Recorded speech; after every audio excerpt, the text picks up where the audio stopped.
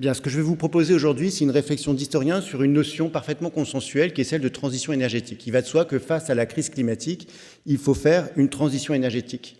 Ce futur-là, c'est le futur des gouvernements, le futur des entreprises, c'est aussi le futur de l'expertise. Donc, si vous prenez le dernier rapport du groupe 3 du GIEC, c'est un gros PDF de 2900 pages, le mot transition, au singulier ou au pluriel, apparaît pas loin de 4000 fois. Le mot sufficiency, qui est une traduction de sobriété, apparaît 200 et quelques fois. C'est la première fois qu'il y a un chapitre sur cette question. Et le mot de décroissance, lui, n'apparaît qu'une vingtaine de fois. Et pour l'essentiel, c'est dans des notes de bas de page. Alors, sur les 3000 et quelques scénarios qui sont expertisés, qui ont été soumis à l'expertise du groupe 3, il est dit, voilà, pas un seul n'inclut la décroissance parce qu'aucun scénario de décroissance n'a été soumis.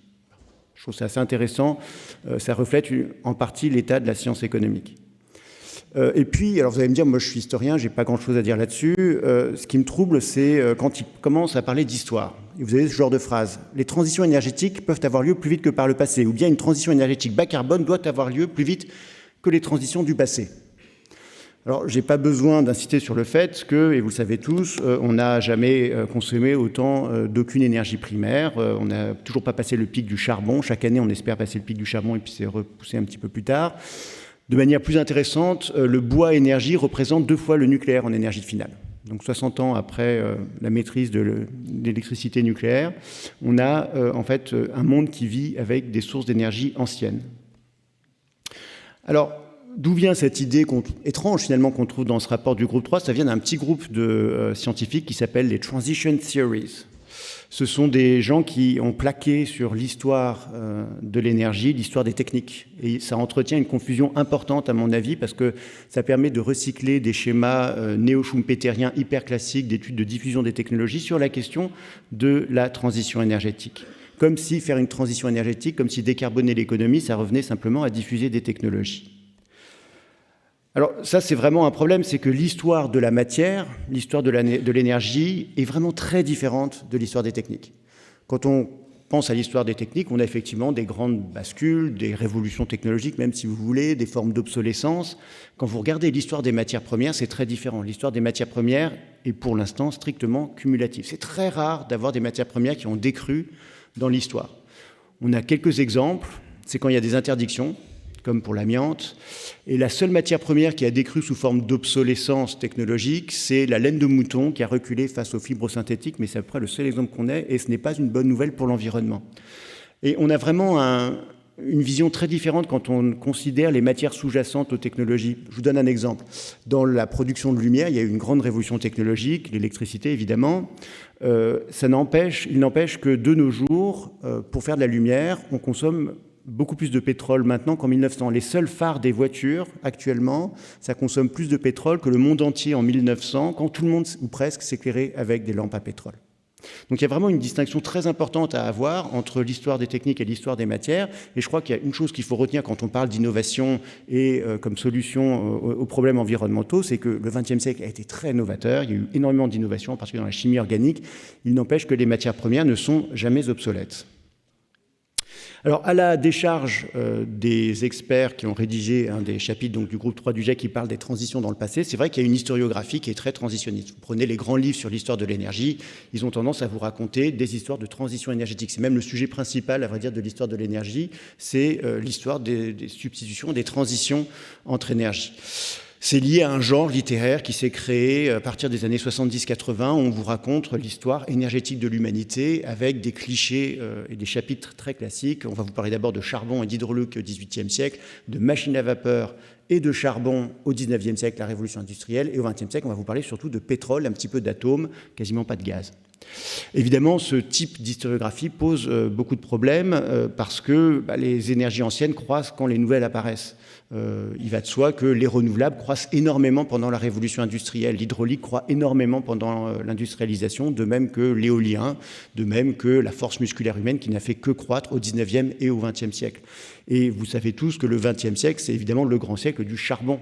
On a extrait 90% du charbon après 1900. Et pourtant, l'historiographie est beaucoup plus riche sur le charbon en Europe au XIXe siècle, alors que ce n'est pas du tout là que les choses importantes, finalement, se passent. Alors ça, c'est le premier problème, c'est que c'est une histoire des nouvelles technologies et pas tant une histoire des techniques en usage. L'autre problème, c'est que cette historiographie reprend comme naturel les catégories statistiques des énergies. Je vous montre ce graphique qui a été très influent dans l'histoire de l'énergie. C'est un graphique qui représente une forme de transition énergétique pendant la révolution industrielle anglaise qu'on retrouve dans tous les travaux ensuite ultérieurs. Vous avez devant vous, effectivement, une forme de transition. Le charbon, en gris clair, augmente beaucoup. C'est l'Angleterre à partir du XVIIIe siècle, on voit une très forte croissance du charbon, et le bois de feu paraît entièrement disparaître. Et c'est vrai qu'en 1850, très peu d'Anglais se chauffent au bois, et la sidérurgie anglaise a déjà entièrement basculé vers le coke. Est-ce que ça veut dire que le bois a disparu du mix énergétique anglais, comme ce graphique semble l'indiquer, comme les historiens le disent? Absolument pas. Si vous prenez les mines de charbon, ce sont d'immenses infrastructures qui consomment des quantités gigantesques de bois pour étayer les galeries. L'Angleterre, au début du XXe siècle, engloutit chaque année 4,5 millions de mètres cubes de bois pour extraire du charbon. À titre de comparaison, l'Angleterre brûlait au XVIIIe siècle, on estime, 3,5 millions de mètres cubes de bois. En outre, c'est du bois d'œuvre, donc c'est du bois qui nécessite beaucoup plus d'espace forestier. Ça veut dire que l'Angleterre industrielle, en fait, dépend d'espaces forestiers beaucoup plus grands que 6-7 fois plus grands que l'espace forestier dont elle avait besoin pour produire son énergie au XVIIIe siècle. Donc vous voyez, quand on raconte ça comme une transition ou comme une sortie de l'économie organique, on a quand même une compréhension assez biaisée de ce qui se passe vraiment. Voici le port de Cardiff en 1936, c'est les étais qui servent à boiser les mines du Pays de Galles. Une bonne partie de ces étais vient d'ailleurs de la forêt qui est en fait une plantation des Landes. Alors, ce que je vous dis pour l'Angleterre, ça vaut en fait pour tous les grands pays industriels qui consomment de plus en plus de bois d'œuvre pour extraire du charbon. L'URSS, dans les années 60, consomme jusqu'à 25 millions de mètres cubes de bois d'œuvre pour extraire du charbon. Les mines de charbon, c'est seulement un exemple d'une technologie qu'on associe d'habitude au charbon et qui en fait dépend énormément du bois. Vous prenez les chemins de fer, on aurait dû appeler ça des chemins de bois. Ça consomme de fait beaucoup plus de bois que de fer. Aux États-Unis, dans les années 1900, les chemins de fer consomment 6 fois plus de bois que de fer parce qu'il faut maintenir les voies et changer les traverses des chemins de fer tout le temps. Donc quand vous dites charbon, en fait, cette catégorie statistique charbon qu'on reprend pour argent comptant, en fait, ça recouvre une réalité matérielle beaucoup plus vaste que le charbon. Et ça consomme énormément de bois. Il fallait en gros 1 tonne de bois pour faire 20 tonnes de charbon en moyenne dans les années 1900.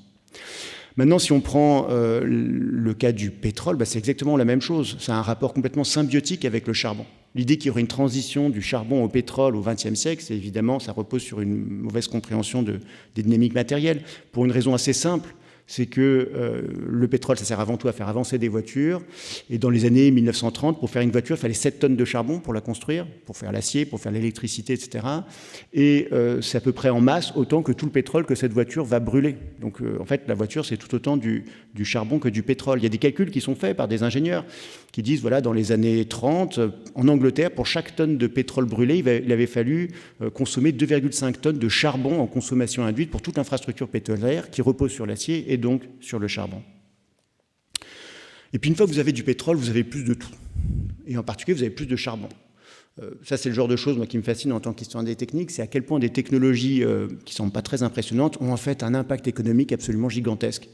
Le camion à benne-levante, ce n'est pas particulièrement extraordinaire en termes de technologie, mais ça révolutionne vraiment la manutention et ça réduit drastiquement le coût de distribution du charbon, puisque avant, la livraison de charbon se faisait avec des sacs, avec des brouettes, avec des chariots et des chevaux, et là on a une division par 6 en gros du prix de la distribution du charbon. Ça se passe dans l'entre-deux-guerres dans les pays riches. Une fois que vous avez du pétrole, vous avez aussi beaucoup plus de bois. Et il y a une grande révolution du système énergétique, ou une grande évolution du système énergétique qui a eu lieu dans les années 60, c'est l'explosion du charbon de bois, en particulier dans les pays pauvres. Le charbon de bois, c'est une technologie qui peut paraître un peu désuète, elle est surtout étudiée pour la période pré-industrielle, mais en fait, en Afrique subsaharienne, la consommation de charbon de bois a été multipliée par 6 ou 7 depuis les années 60, et c'est lié à l'urbanisation. Kinshasa consomme chaque année, on aurait pu prendre Lagos ou Dar es Salaam ou n'importe quelle grosse ville d'Afrique subsaharienne, Kinshasa consomme 2,3 millions de tonnes de charbon de bois par an. À titre de comparaison, Paris en 1860, qui était probablement la ville qui consommait le plus de charbon de bois, ne consommait que 100 000 tonnes de charbon de bois par an. Toute la sidérurgie française, c'était 300 000 tonnes de charbon de bois en 1860. Donc en fait, le charbon de bois, c'est une technologie récente, c'est une technologie moderne, c'est une technologie urbaine. Ça sert à connecter des villes qui grandissent à des forêts qui reculent. Et c'est possible de consommer autant de charbon de bois parce qu'évidemment, ce charbon de bois est amené par camions de forêts de plus en plus lointaines. Alors, il y a aussi une très forte croissance du bois-énergie dans les pays riches qui a été beaucoup moins visible parce qu'elle a eu lieu dans le monde de la production. Et c'est en partie lié à la production d'emballage et donc de carton. L'industrie papetière est une très grosse industrie consommatrice d'énergie. C'est le 4e consommateur industriel d'énergie. En 1, vous avez la sidérurgie. En 2, vous avez les cimenteries. En 3, vous avez toutes les industries chimiques. Et en 4, vous avez les papeteries.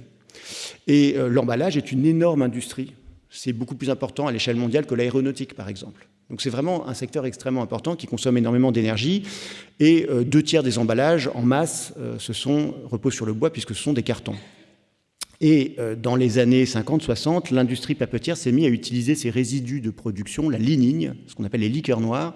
Et les simples liqueurs noires en Europe représentent plus d'énergie que, alors c'est en énergie primaire, donc c'est un peu trompeur, mais plus d'énergie que le solaire, par exemple. Et de nos jours, en Europe, bois, granules de bois, résidus de bois, ça représente encore 2 fois les autres renouvelables, solaires et éoliens. Donc une fois encore, on a tendance à avoir une vision des énergies beaucoup trop focalisée, à mon avis, sur les nouvelles choses et qui néglige l'ancien. Un exemple assez frappant de cette importance du bois, c'est la centrale thermique de Drax en Angleterre, qui consomme, c'est une centrale au charbon au départ, qui avait été construite en 1972, qui est recyclée à la biomasse dans les années 2000, pour des raisons en partie climatiques. Et chaque année, Drax consomme 12 millions de mètres cubes de granules de bois, c'est-à-dire au moins 4 fois plus que ce que l'Angleterre consommait de bois au XVIIIe siècle. Donc on arrive au beau résultat qu'après 2 siècles de transition énergétique, l'Angleterre consomme 4 fois plus de bois pour son énergie, tout ça pour ne produire que 1,5% de son énergie dans cette centrale thermique. Donc vous voyez, il n'y avait pas vraiment de raison, à mon avis, de parler de transition énergétique pour décrire les phénomènes qui ont eu lieu au cours des 19e et 20e siècles. Donc d'où vient cette expression, d'où vient cette notion et pourquoi elle pose problème?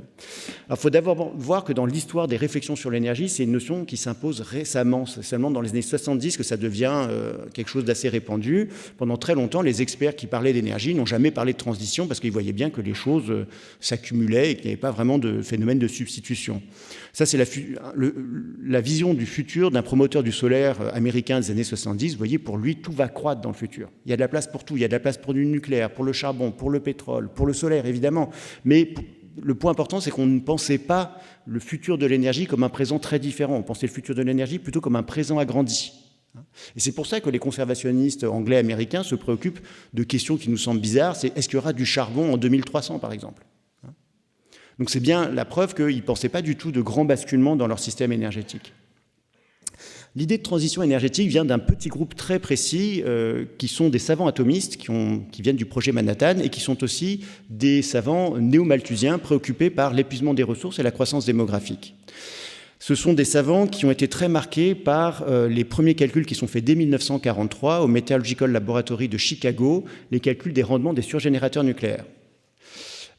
Si vous arrivez à maîtriser la surgénération nucléaire, alors vous ouvrez un futur énergétique sans fin à l'humanité, parce que vous êtes capable, le rendement énergétique est tel que vous êtes capable d'aller chercher l'uranium qui est présent dans le granit, à 4 parties par million, ou même celui qui est dissous dans les océans. Et donc ça permet d'ouvrir des perspectives aussi pour l'agronomie, par exemple. On imagine des centrales atomiques qui vont dessaler l'eau des océans, produire des engrais azotés, qui vont même récupérer le phosphore dissous dans les océans et qui vont irriguer de vastes zones arides de la planète. Donc ça change la capacité de charge de la planète.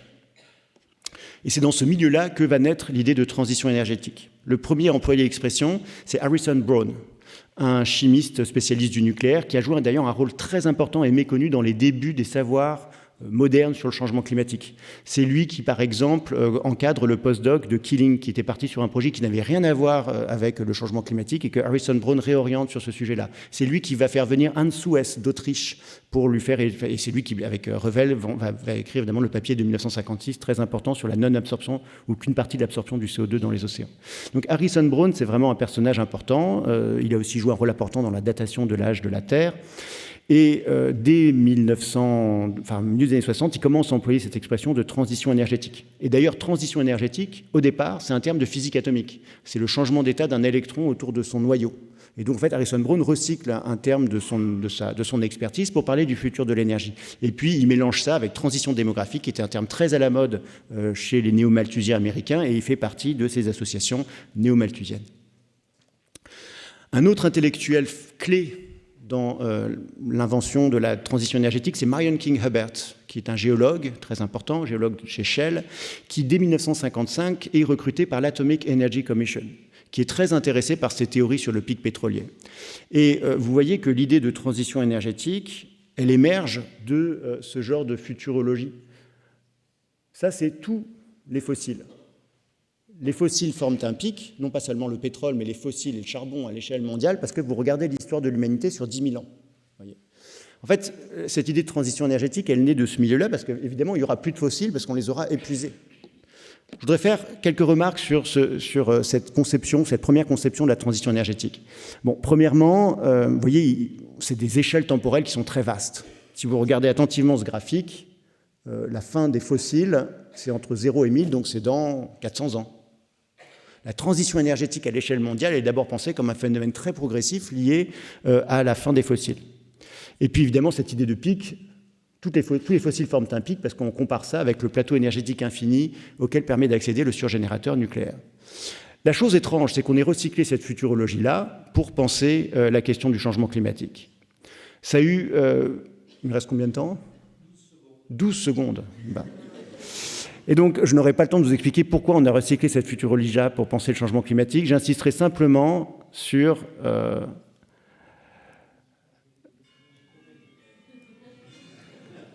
cette slide-là qui me semble... Je conclurai sur celle-ci. Promis, j'arrête sur cette slide. Donc, c'est une discussion qui a eu lieu en 1991 entre Robert Einstein, qui est le premier président du groupe 3 du GIEC, qui est aussi le négociateur américain pour Rio, et qui est aussi ouvertement climato-sceptique. Ça peut sembler étrange que le président du groupe 3 du GIEC soit climato-sceptique, mais le président du groupe 2 du GIEC est également climato-sceptique, il s'appelle Yuri Israel, c'est un des rares météorologues climato-sceptiques de son domaine à ce moment-là. Et Robert Einstein en discute avec John Sununu, qui est le chief of staff de George Bush. Et alors John Sununu lui dit, bon, qu'est-ce qu'on fait avec cette affaire de changement climatique ? Einstein lui dit, il y a plusieurs possibilités, mais surtout, on ne va pas se lier avec un traité contraignant sur les émissions de CO2, parce que c'est hors de question que les États-Unis s'engagent à l'échelle internationale à limiter leur consommation énergétique. On ne va surtout pas non plus donner de l'argent aux pays pauvres, c'est ça qu'ils veulent en fait, mais c'est hors de question. Et donc, joue la carte technologique. Play the technology card. Et je pense que la centralité de la vision technologique pour résoudre la question de la crise climatique, ça, une des raisons, c'est la position de négociation des États-Unis, qui sont à ce moment-là la première puissance économique, la première puissance émettrice de CO2, et aussi la première puissance technologique. Ça fait entièrement sens pour eux d'insister sur la capacité, par l'innovation et par la diffusion de l'innovation, de résoudre tous nos problèmes. Je vous remercie pour votre attention.